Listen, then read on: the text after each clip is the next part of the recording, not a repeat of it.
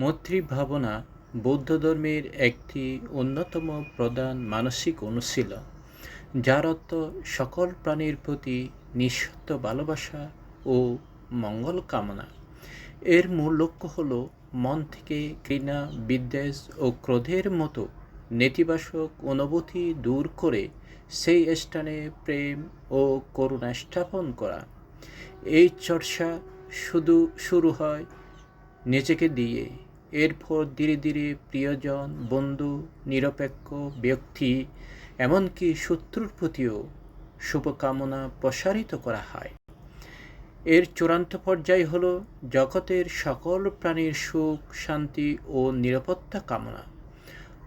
মৈত্রী ভাবনার নিয়মিত অনুশীলন মানসিক চাপ কমায়, আত্মকেন্দ্রিকতা দূর করে এবং সমাজের শান্তি ও সম্প্রীতি প্রতিষ্ঠা করতে সাহায্য করে।